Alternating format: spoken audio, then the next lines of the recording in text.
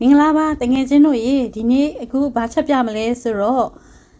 ငါးကိုတည့်တီးရဲ့ငရုတ်သီးစိမ့်ရဲ့ငါပိရဲ့နော်ဆက်ကလေးချက်ပြမယ်ဒီမှာငါးကိုအရှင်ဦးဆုံးတန့်စင်ရပါမယ်ဒါကတော့ဘာလဲဆိုတော့ဒီမှာခေါ်တာတော့ Yellowtail ပေါ့နော် Yellowtail လို့ခေါ်တဲ့ငါးကိုဝယ်ဒါ frozen လာတာပါပဲအဲ့ဒါကိုဒီမှာတိတ်ချတန့်စင်အောင်လှုပ်ထားပြီးပြီဆိုလို့ရှိရင်ငရုတ်သီးစိမ့်ကိုလည်းဓာပြရိုက်ထားမယ်ပြီးပြီဆိုရင်ကြက်သွန်ပြူဓာပြရိုက်ထားမယ်ပြီးရင်တော့တည့်တီးချင်းလေးရဖို့လိုအပ်တယ်နော်တည့်တီးကအမလီမလို့တော့မနိုင်ဘူးဒီမှာတည့်တီးစိမ့်ချင်းလေးအစင်းတင်းလှုပ်ထားမယ်ပြီးပြီဆိုလို့ရှိရင်တော့သူပါလှီဖို့လိုအပ်တယ်နော်ပြီးရင်စီကတော့ပါလီကာလေးပဲထည့်မယ်ပြီးရင်ငပိကကြတော့ကျွန်မဘာသုံးလဲဆိုတော့ရိုးရလာတဲ့ဒီချိန်ဝင်တစ်စိတ်ကိုသုံးပါတယ်ပြီးရင်အရသာအတွက်ကကြတော့ဒီမှာကျွန်မခွန်တချင်ငါမှုကိုသုံးမယ်ကဲရိုးရှင်းလေးပဲရမ်းရတာရှိတယ်ငါဟင်းလေးစတင်ပြီးတော့ချက်လိုက်ကြရအောင်နော်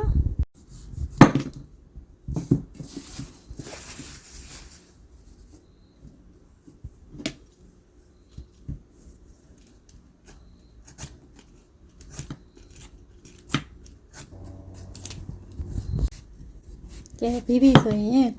တည့်အရန်ကြီးတယ်နော်ငါအများကြီးချက်တာမဟုတ်ဘူးဆိုတော့တည့်ကိုတစ်ချမ်းပဲသုံးမယ်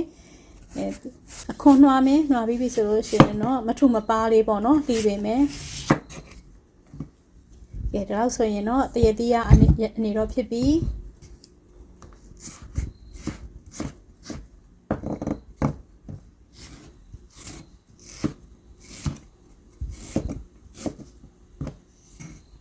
အဓိကတည့်တီးချင်းလေးဖြစ်ဖို့လိုတယ်နော်ဒါမှငပိရငရုတ်ပြီးစိမ့်ရနဲ့တည့်တီးချင်းလေးနဲ့အရန်ကိုစားကောင်းတဲ့ဟင်းလေးတစ်ခွက်ကိုရမှာဖြစ်ပါတယ်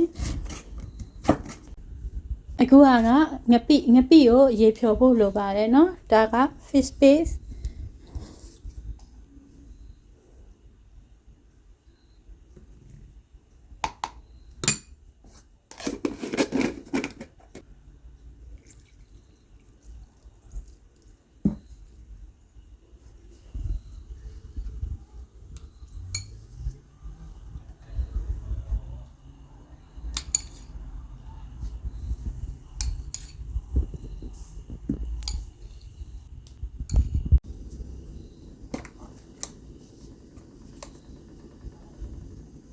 ပထမဦးဆုံးစီနည်းနည်းထည့်ပါမယ်သူကစီအများကြီးထည့်ပြီးချက်ရတဲ့ဟင်းမျိုးမဟုတ်ဘူးเนาะစီနည်းနည်းလေးပဲထည့်မယ်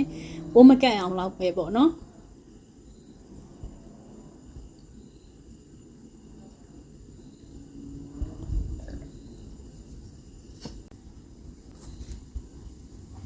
ပြီးရင်ငါးလေးတွေစီပြီးထည့်မယ်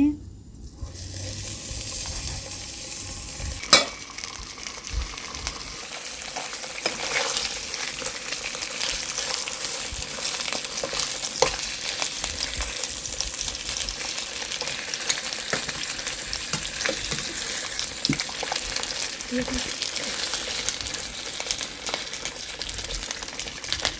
ီးရင်အပေါ်ကနေပြီးတော့တည့်တီးလေးတွေအုပ်လိုက်ပါမယ်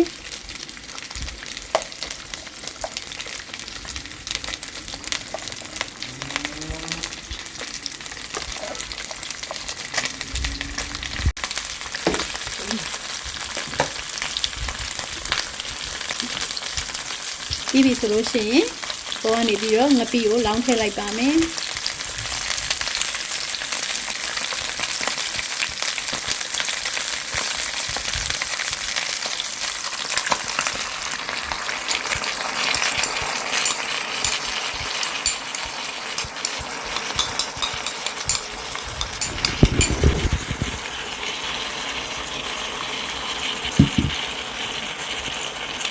ဒီချိန်ဝင်တစ်စိတ်ငပိရတော့သူကအမိုက်တက်လိုက်ကင်းတယ်နော်အဲ့ဒါကြောင့်မို့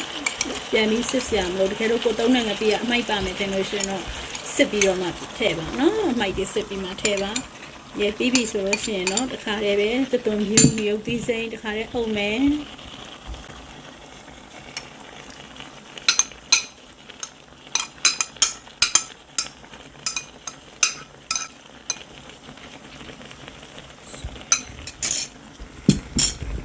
ပြီးပြီဆိုရင်တော့အယောင်လေးလည်းလှပြီးတော့အနံလေးလည်းပို့ပြီးတော့ကောင်းမှုအတွက်ကိုစလင်းမှုတ်ကလေးနည်းနည်းထည့်ပေးပါမယ်နော်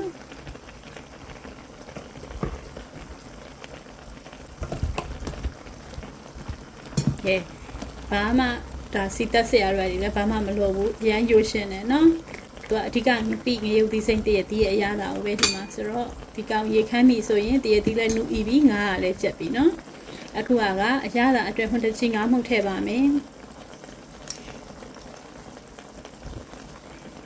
ဒီဟွန်းတချင်းငါးမှုတ်နေရာမှာအခြားစက်သားမှုတ်တို့ပါတော့ပေါ့နော်ထည့်လဲရသလိုဒီလိုအမှုတ်တွေကိုလုံးဝမချိုက်နှစ်သက်ဘူးဆိုရင်မထည့်ဘဲနဲ့သူ့ရဲ့ငပိရဲ့အချုံနဲ့ငါးအချုံနဲ့နေမယ်လေအရာတာကပြည့်ပြည့်စုံပါတယ်နော်ဒီမှာကငပိကိုအဓိကအားပေးပြီးတော့ချက်ထားတာငပိများများထည့်ထားတဲ့အတွက်ကြောင့်မလို့ကျမတို့စားတွေငပြားရည်တွေဘာမှထည့်စရာမလိုတော့ပါဘူးနော်ပြီးပြီဆိုလို့ရှိရင်နော်တရတီးရောငါးရောနူဖို့အတွက်နော်ဒီဥစ္စာကိုအဖုံးလေးဖုံးထားပြီးတော့ရေခမ်းသွားပြီးတော့နူဤသွားတဲ့အထီကိုစောင့်ကြမယ်နော်ဝေါအနက်အရာကတော့ special ဖြစ်နေပြီရေလေးခမ်းသွားဖို့ပဲလိုတော့တယ်နော်ရေလေးခမ်းတရတီးနူလေးဖြစ်ဖို့ပဲလိုတယ်ကဲဆက်ပြီးတော့စောင့်လိုက်ကြရအောင်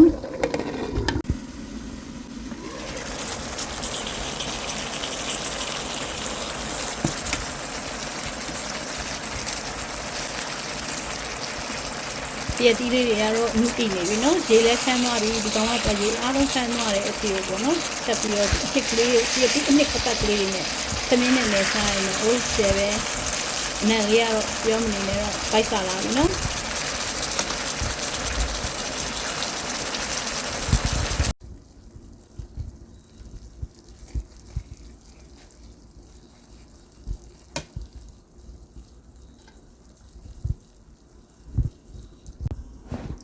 ကဲဒီမှာအရသာရှိတဲ့ဟင်းလေးကိုလွယ်တွင်တကူနဲ့ပဲချက်လို့ရပါပြီเนาะဘာမှအများကြီးအလုံးမရှုပ်ဘူး